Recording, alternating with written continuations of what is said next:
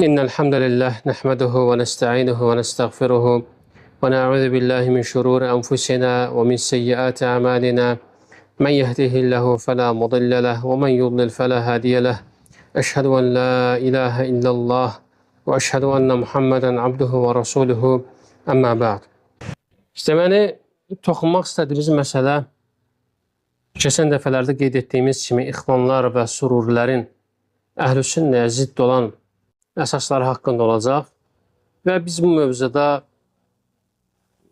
ədalət tərəfini tutaraq bütün qeyd etdiklərimizi nə deyəcəksə hamısını həmin bu təşkilatın rəhbərlərinin, liderlərinin öz dillərindən və öz dedikləri sözlərdən ibarət olacaq və öz kitablarından, öz risalələrindən və jurnallarda qeyd etdiyi sözlərdən ibarət olacaq.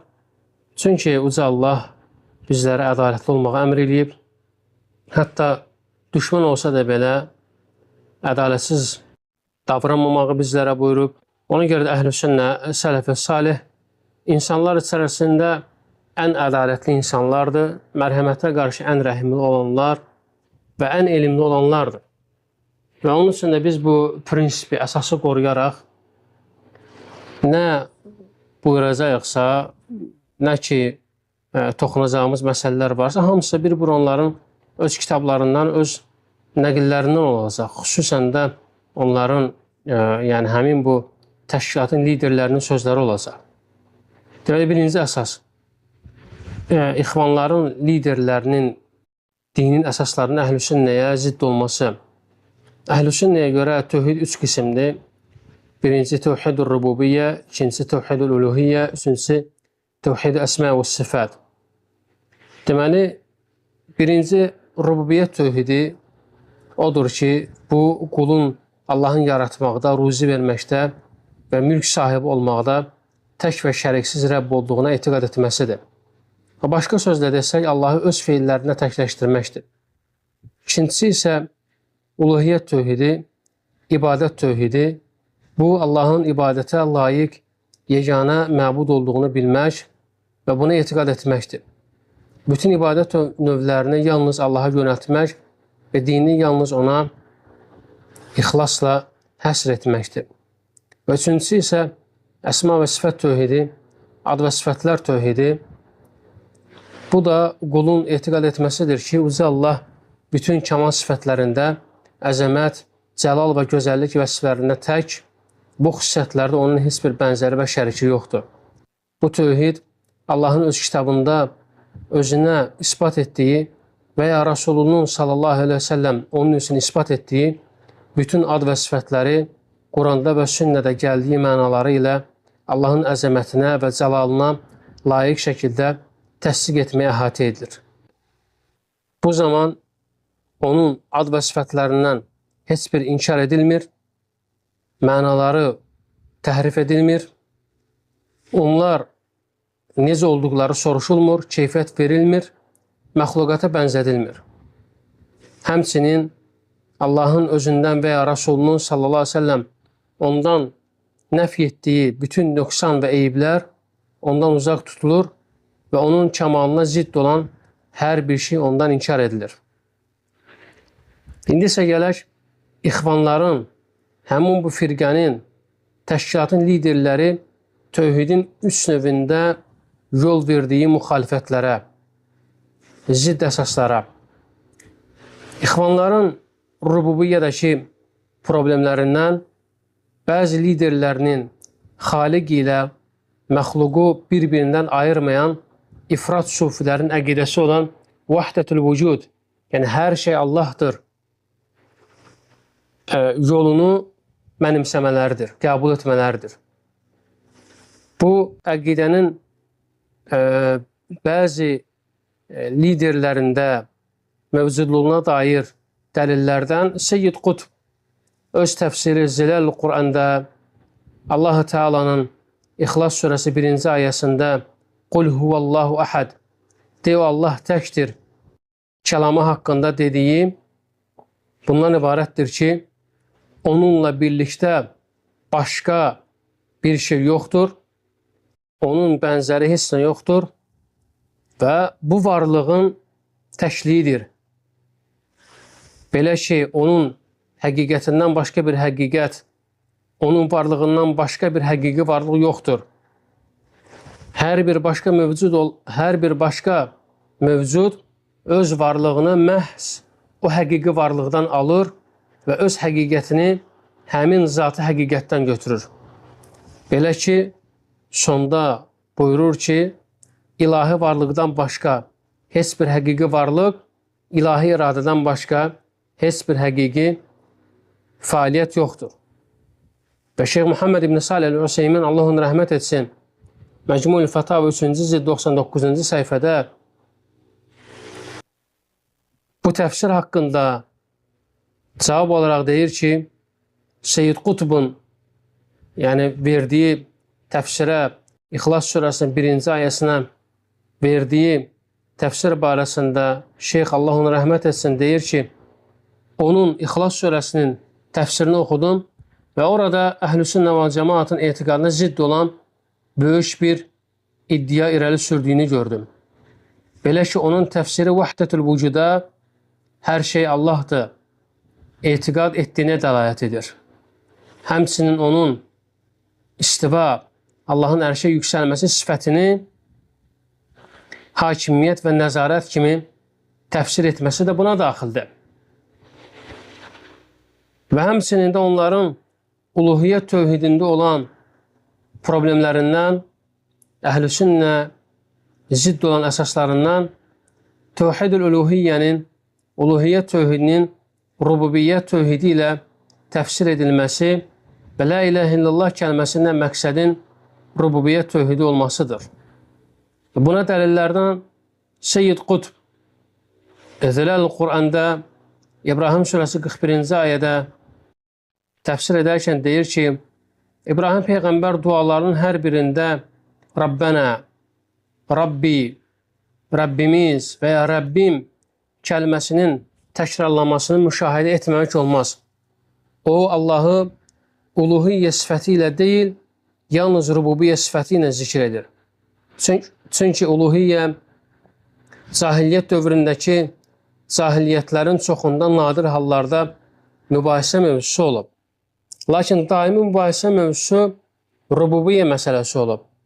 Belə ki, o, uluhiyyə tövhidini rububiyyə ilə təfsir etmiş və uluhiyyə tövhidinin peyğəmbərlər ilə onların qövmləri arasında bir mübahisə və ixtilaf mövzusu olmadığını iddia etmişdir ki, bu da reallığa tamamilə ziddir. Çünki biz bilirik ki, bütün peyğəmbərlər tək Allahlığa çağırmaq üçün gəlib. La ilahə illallah kəlməsinə dəvət etmək üçün gəliblər. Və onların göndərilmə məqsədi o olub ki, insanlar Allahdan başqalarına ibadət etməsinlər və ya Allahla bərabər kimlərəsə, nələrəsə qulluq etməsinlər. Və bu elə uluhiyyət tövhidinin əslidir, özüdür. Lakin rububiyyət tövhidində isə hətta müşriklər belə uca Allah onlar barəsində Quran-ı Kərimdə xəbər verəndə buyurur ki, onlardan soruşsan ki, göyləri və yerləri kim yaradıb? Deyərlər ki, Allah. Yəni onlar zaten rububiyyəni, Rəbliyi, Allahın yaratmasını, idarə etməsini qəbul edirdilər. Əsas problemləri uluhiyyətdə idi, ibadət tövhidində idi.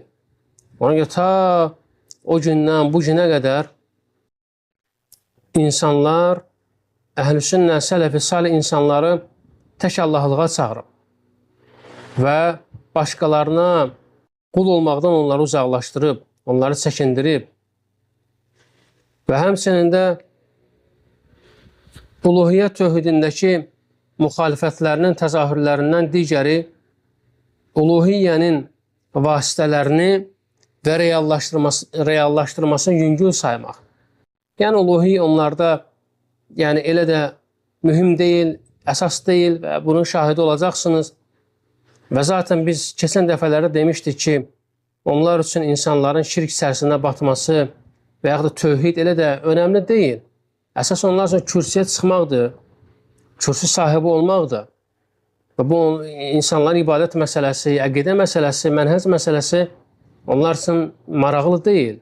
Bu onların heç belə fikrində də deyil. Və İxvan-ı Müslimin təşkilatının rəhbəri Həsən el-Bənnə qəbirlərə səfər edərmiş. O, Müzəkkiratu Dəvə və Dəiyə səhifə 133-də yazır ki, çox vaxt Dəmənhur yaxınlığındakı övliyalardan birini ziyarət etmək üçün səyahət təklif edərdik. Bəzən Dəsuqa ziyarətə gedər və sübh namazından dərhal sonra piyada yola düşərdik. Səhər saat 8 radələrində çatar, təxminən 20 kilometrlik məsafəni 3 saata qət edərdik.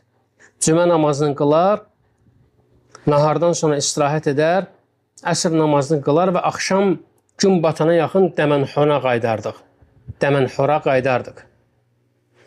Və ona görə də yəni bunlar əksəriyyətin hamısı, hətta onların rəhbərləri, liderləri belə qəbirlərdən mədət umanlar olub. Onlardan öz ehtiyaclarını istəyənlər olub. Necə bunlar bugün gəlib din adından danışa bilirlər. Və həmçinin İxvan-ı Müslimin, İxvanların baş mürşidi Ömər Tilmisani, Şəhidül Mihrab, Ömər ibn Xattab, səhifə 225-226-da demişdir. Övliyaların kəramətinə inanan, onların paş qəbirlərinə sığınan, çətin anlarda orada dua edən şəxsləri qınamağa ehtiyac yoxdur. Çünki övliyaların kəraməti peyğəmbərlərin möcüzələrinin dəlillərindəndir. Bu da sübut ki, bunlar qəbirlərə sığınmağı, çətin anlarda onlardan istəməyə icazəli görürlər. Və həmçinin Sudandakı İxvanların lideri Həsən Turabi Məcəllətül İstiqamə 1408-ci ildə çıxmış jurnalın 26-cı səhifəsində Əhlüsünnə barəsində deyir. Əhlüsünnə əqidə məsələləri və qəbir şirki ilə maraqlanırlar. Yəni insanları şirkdən çəkindirirlər, qəbirpərəstlərdən çəkindirirlər, qəbirdə yatmaqdan insanları çəkindirirlər, tövhidlə məşğuldurlar, əsas önəm verdikləri əqidə məsələlərdir. Lakin deyir, siyasi şirk ilə maraqlanmırlar. Və sonrası buyurur ki, qoy bu qəbirpərəstlər qəbirlərin ətrafını tavaf etsinlər, biz parlamentin günbəzinə çatırıq. Biz parlamentdə özümüzə yer eləməyə, kürsü almağa çatırıq.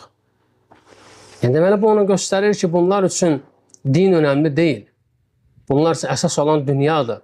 Necə ki, xavariclər bu məsləki tutublar, dünya əhlidirlər. Bunlar da həmçinin onların bir dəstəsidir. Və həmçində əsma və sifətdəki əhlüsünnəyə zidd olmağının əsaslarından bəzilərinin Allah-u Teala'nın sifətlərini mənasını dəyişdirmək bidətinə düşməsidir. Seyyid Qutb Zilal-ı Quran 5-ci cild Taha surəsini təfsir edərkən Rəhmanın ərşə istiva etməsi haqqında Rəhman ərşə ucaldı, ərşə yüksəldi təfsir barəsində. O, bütün kainat üzərində hökmran və idarə edicidir. Ərş üzərində istiva etməsi isə tam hökmranlıq və mütləq hakimiyyət mənasında kinayədir. Və Şeyx Abdüləziz ibn Bəz, Allah onu rəhmət etsin, səs yazılarının birində onun bu sözlərini açıqlama verərək deyir ki, bu sözlərin mənası məlum olmayan istivanı, yəni ərşin üzərinə ucalmağı inkar etməkdir və bu isə batildir. Və onun təfsirdə zay olmuş bir yazıq olduğuna dəlalət edir. Və Şeyx Abdüləziz ibn Bəz, Allah ona rəhmət etsin, Seyyid Qutb barəsində buyurur ki, yəni bu insan həqiqətən də yazıq bir insandır. Yəni Allahın ərşə ucalmasını bu kimi təfsir eləyib. Və həmçinin də şeyx buyurur ki, təbii ki, bu təfsir batildir. Və həmçinin də Ömər Tilmisani Bə'du mə əlləməni əl-İxvanul Müslimun 17-ci səhifədə Allah-u Teala'nın "Vəs-səmavatu matviyyatun biyəminihim" göylər onun əli ilə büküləcəkdir ayəsi haqqında deyir ki, bu ayənin işarə etdiyi Əl, yəni göyləri və yeri bükməyə qadir olmaq. Yəni istədiyi zaman və istədiyi şəkildə edən bir qüdrət deməkdir. Və ələ qüdrət mənasını verib, halbuki əl, biz əhlüsünnə etiqad edirik ki, Yüce Allahın özünə yaraşan şəkildə bir əli var və bunu qüdrət kimi təfsir etmək, qadir olmaq kimi təfsir etmək əlbəttə ki, azğınlıqdır, zəlalətdir. Və onlardan bəzilərinin Allah-u Teala'nın sifətlərinin mənalarını təfvid, yəni mənasını Allaha həvalə etmək bidətinə düşmələri də mövcuddur. Təşkilatın rəhbəri Həsən el-Bənnə Məcmuətü Rasail el-Bənnə 498-də deyir, biz inanırıq ki, sələflərin rəyi bu mənalar haqqında susmaq və Allah-u Teala'ya həvalə etmək, yəni təfvid etmək, təvil və təatildən, yozmaqdan və inkar etməkdən qaçmaq üçün getməkdən daha salamat və daha layiqdir. Və həmçinin bunlar təfvid əhlidir və İxvan-ül Müslimin liderlərinin dini əsaslarında bu cür müxalifətlərə düşməsinə təəccüblənmək lazım deyil. Çünki onlar tövhidin həqiqətini anlamayan əşarilərin və sufilərin mühitində böyüyüblər ona görə. Və buna sübutlardan İxvanların rəhbəri Həsən el-Bənnə Müzəkkirat Əd-Dəvət və Əd-Dəiyə 27-də deyir ki, Dəmənhurdakı Hasafiyyə ilə yoldaşlıq etdim və hər gecə tövbə məscidinə keçirilən məclisinə davam etdim.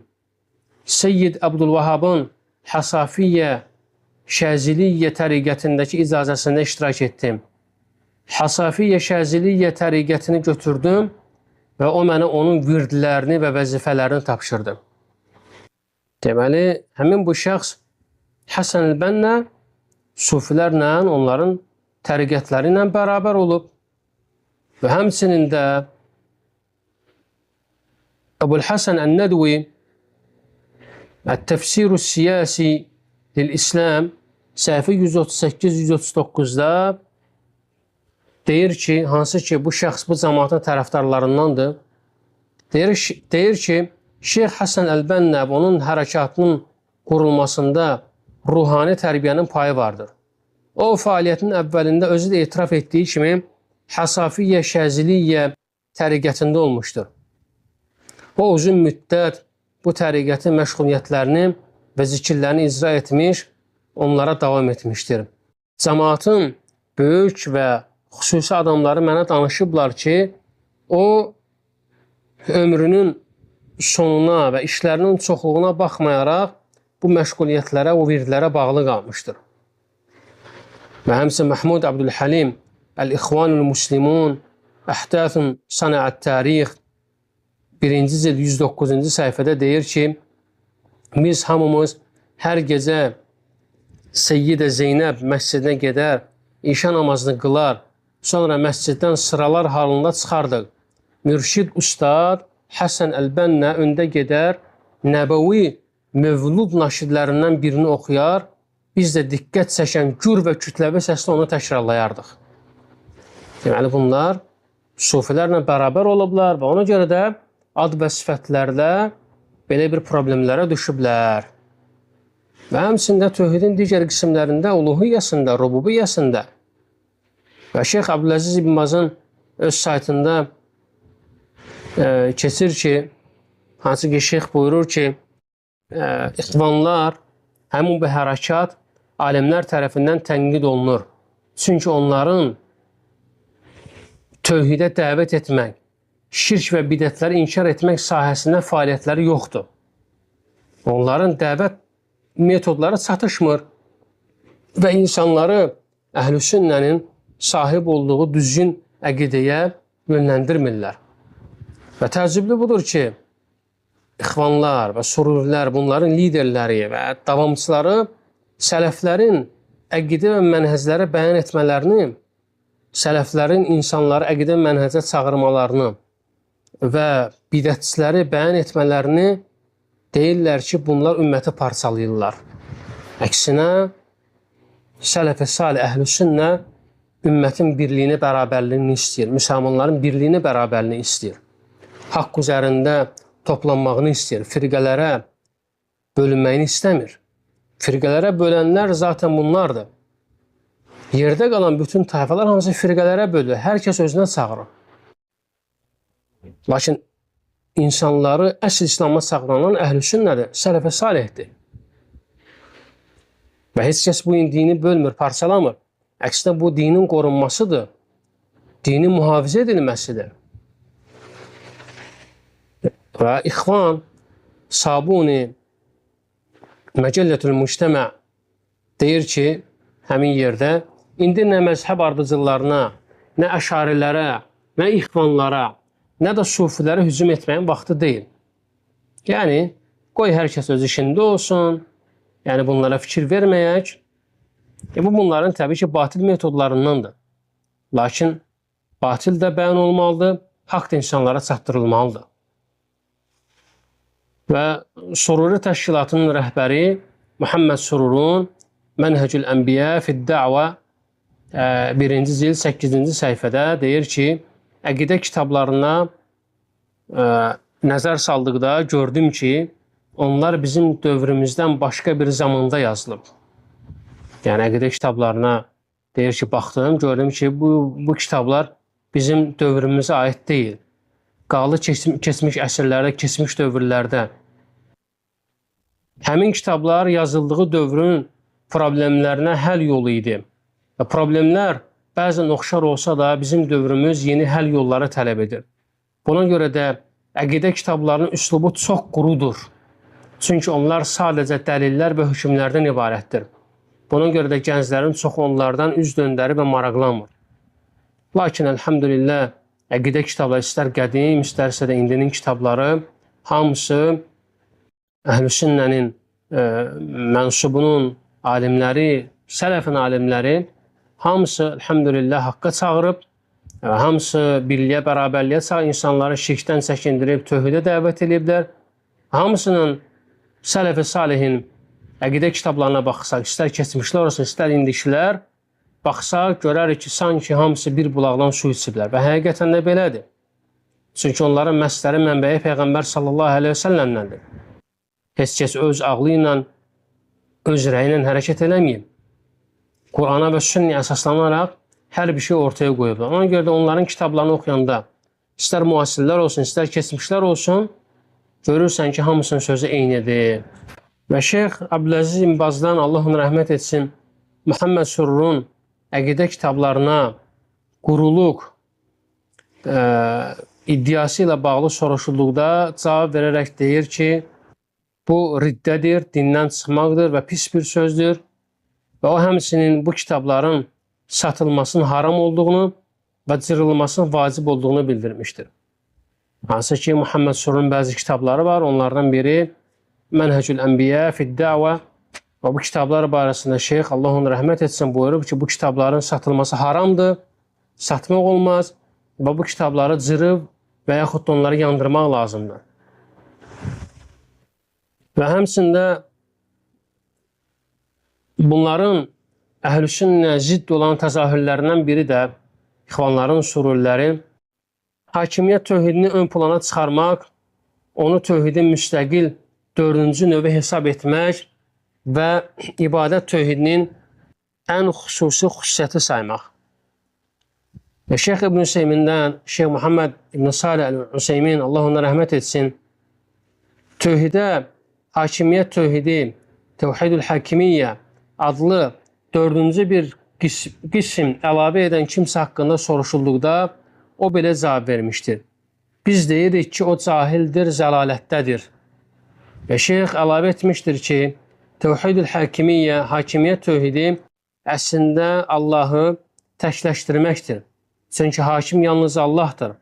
Əgər alimlərin dediyi kimi tövhidin 3 növü deyilərsə, hakimiyyət tövhidi rububiyyət tövhidinin daxilindədir. Çünki rububiyyət tövhidi hökm vermək, yaratmaq və tədbir etmək tövhididir. Və bu tövhid-ül hakimiyyə, hakimiyyət tövhidi sonradan çıxarılmış batil bir sözdür. Beləliklə, hakimiyyət tövhidi, tövhid-ül hakimiyyə, tövhidin ayrıca bir növü kimi qəbul etmək bidət və zəlalətdir. Bu, rububiyyət tövhidinin əhatə etdiyi mənalardandır. Ayrıca dördüncü bir tövhid növü deyildir. Və sonrası ixvanlar və sururilərin əhlüsünnəyə zidd olan əsaslarından ikincisi, deməli, sünnə və ittiba məsələsində əhlüsünnəyə müxalif olmaqları. Onlar bəzi səbəblərə görə sünnəyə müxalif olublar. Yəni, onların dində anlayışlarının az olması və cəhalətin onlara qalib gəlməsinə görə, yaxud bəzilərinin nəfsi istəklərinə tabi olması və bunlara görə onlar sünnə və sünnəyə tabiçilik məsələsində əhlüsünnəyə zidd olublar. Və sünnəyə tabiçilik onlarda demək olar ki, dəyərsiz bir hala gəlib çatıb. Və bunun nəticəsində onlar şəri dəlilləri sahabələrin, Allah onlardan razı olsun, başa düşdükləri şəkildə deyil, əksinə həmin dəlillərin və şəriətin ümumi qaydalarının göstərdiyi mənadan fərqli şəkildə anlayıblar. Və elə buna görə də öz anladıqları mənanı qoruyub, saxlamaq üçün sünnədən gələn bir çox dəlilləri rədd ediblər. Nəticədə onlar bir, sünnədən uzaqlaşaraq bidətə çağırdılar. 2. Əl-vəla vəl-bəra, dostluq və düşmənsizlik prinsipini öz fikir və baxışları üzərində qurdular. 3. Pis olmayan bir şeyi pis, yaxşı olmayan bir şey yaxşı hesab etdilər. 4. Təkfir etməyin yalnız onun şərtləri tamamlandıqdan və maneələri aradan qalxdıqdan sonra mümkün olacağını bildirən şəri dəlillərə əməl etmədilər. 5. Müsəlman rəhbərlərə qarşı çıxmağın, xurucun haram olduğuna dair şəri dəlilləri də əməl etmədilər. 6. Şərtləri tamamlanmayan və məqsədi ilə faydası həyata keçməyən özlə, yəni insanlardan uzaqlaşmağa çağırdılar. 7. Təqiyyənin və yalanın haram olduğuna dair şəri dəlillərə müxalif oldular. Bununla onların dəvətin əsasında əhlüsünnəyə müxalif olduqları aydın olur. Onların dəvəti dinin bəzi əsas məsələlərində cəhalət üzərində qurulub. Cahil isə müsəlmanların dəvət işlərini idarə edə bilməz. Çünki Allaha dəvət etməyin şərti bəsirət olmasıdır, insanın bəsirətli olmasıdır. Buna görə də və əsasda müxalif olduqları üçün islah etdiklərindən daha çox fəsad törədiblər. Bu əsasda onların müxalif olması ilə bağlı tənqid olaraq Şeyx Alban Rahiməhullah Silsilətül Huda və Nur 356-da deyir ki, Əl-İxvanul Müslimun, İxvanlar əhl-i sünnədəndir demək doğru deyil. Çünki onlar sünnəyə qarşı müharibə aparırlar. Əksinə onlar sünnəni və onun dəvətçilərini hədəf alıblar. İxvanların və sururilərin əhl-i sünnəyə zidd olan üçüncü əsaslarından imamət, rəhbərlik mövzusunda əhl-i sünnəyə zidd olmaqları. Onlar bu məsələdə əhl-i sünnəyə 3 vəcihlə müxalif olublar. 1. Sözlə rəhbərə qarşı çıxmaq. Sözlə çıxış etmək, sözlə rəhbərə qarşı çıxmaq müsəlmanların hökmdarlarına qarşı çıxışı icazəli görənlərin, müsəlmanların hökmdarlarına qarşı, rəhbərlərinə qarşı üsyanı icazəli görənlərin etdiyi əməldir. Baxmayaraq ki, onlar özləri birbaşa döyüşmürlər. Bu, müsəlmanların rəhbərlərini həm ümumi, həm də xüsusi məclislərdə pisləmək də olur. Bu hərəkət insanları rəhbərlərə qarşı qızışdırır və ona qarşı çıxmağa təşviq edir. Çünki əməli çıxışın özündən əvvəl sözlü çıxışın gəlməməsi qeyri-mümkündür. Birinci, rəhbərə qarşı çıxmaq sözlə olur və sonrası artıq silahla olur. Və bu cür davranış rəhbərin insanların gözündəki qədrini azaldır. Buna görə də rəhbərə qarşı sözlə çıxmaq əslində elə xurucun özüdür, rəhbərə qarşı çıxmağın özüdür. Dil ilə rəhbərə qarşı çıxmağın mümkün olduğuna dair dəlil kimi Peyğəmbərin sallallahu aleyhi ve sellem Zülxeyvə Ət-Təmimini özündən sonra gələcək xavarizlərin imamı kimi qəbul etməsi göstərilir. Halbuki o, həmin bu şəxs Zülxeyvə Ət-Təmimi Peyğəmbər sallallahu aleyhi ve sellemə qarşı silahla çıxmamışdı. Dil ilə Peyğəmbər sallallahu aleyhi ve sellem qarşı çıxmışdı.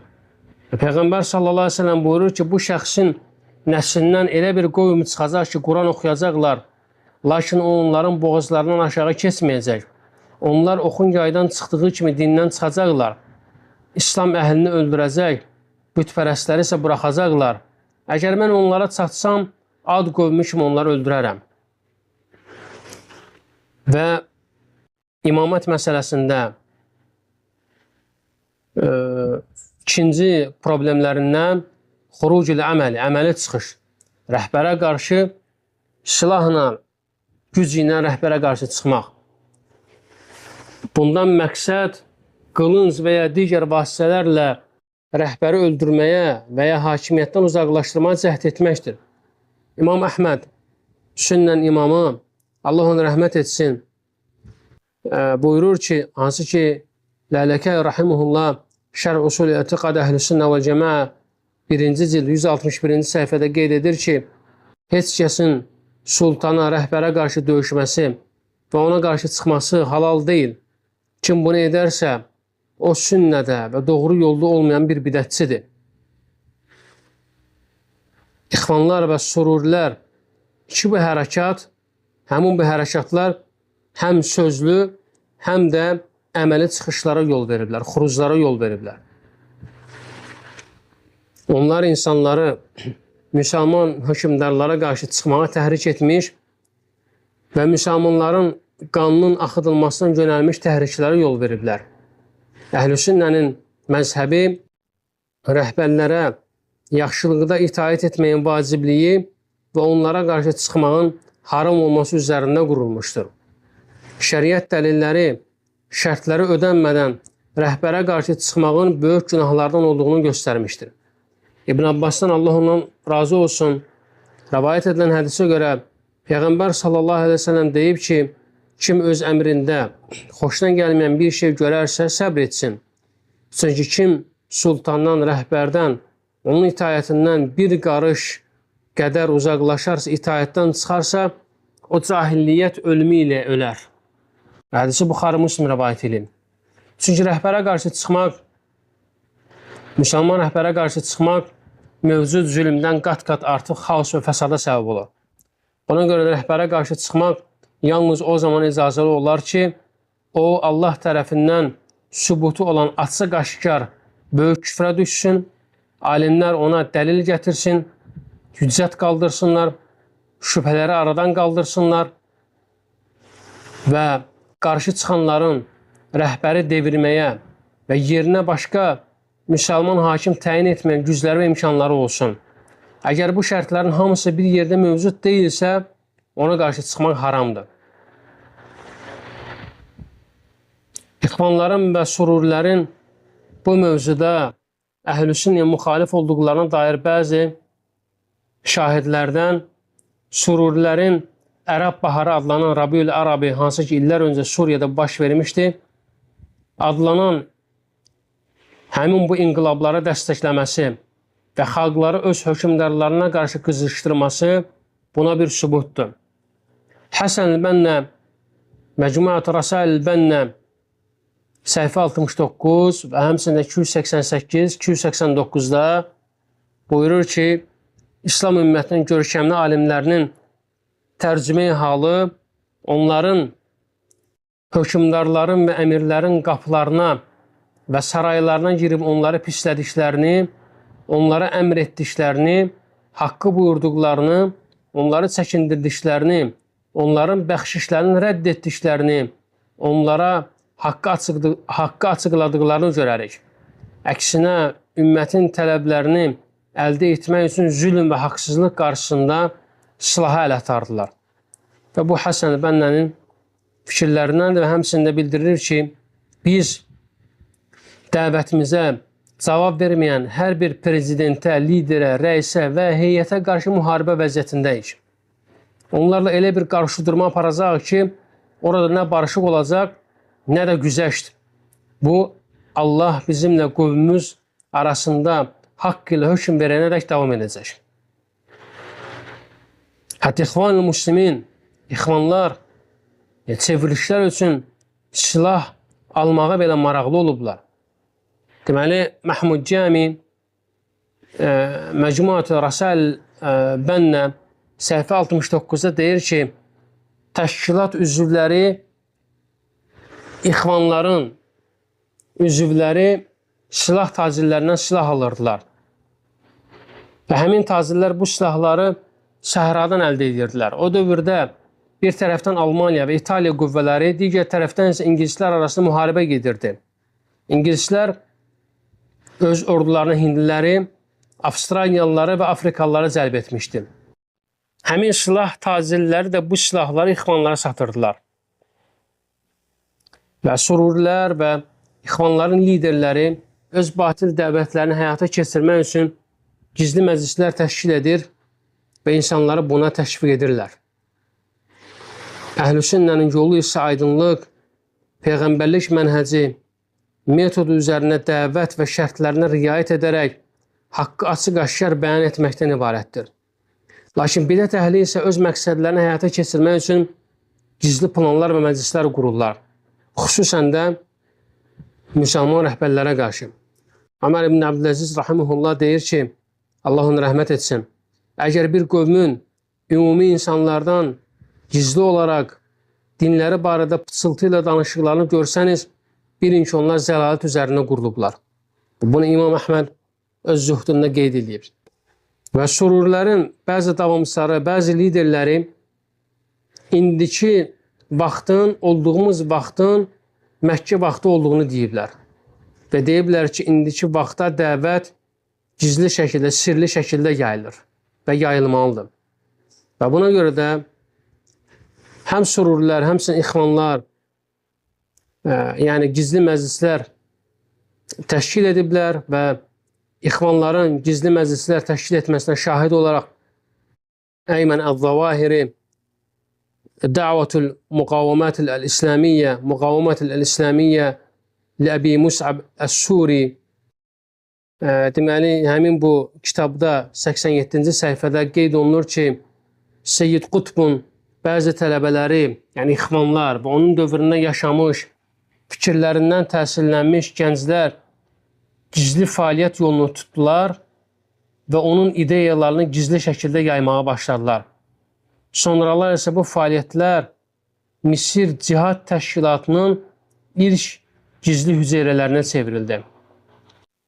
Və həmçinin İxvan mənsubu Abdullah Ülvan Əqabət fi Tariq Əd-Duat səhifə 100-də deyir ki, İslam hərəkatı, yəni İxvanlar, dini olmayan, terrorçu bir hakim tərəfindən sınağa çəkildikdə, təqib olunduqda,